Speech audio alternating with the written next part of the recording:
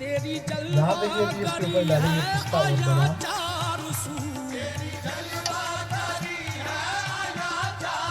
اس میں کوئی کھویا وغیرہ ہم نے نہیں ڈالا.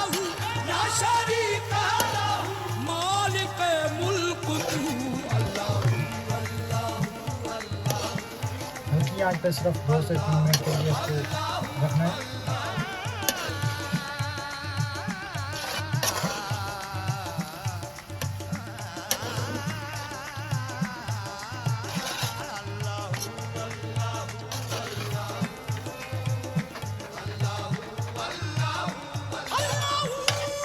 الحمدللہ جی ہمارا گاجر کا حلوہ جو کہ سوجی سے بنایا گیا ہے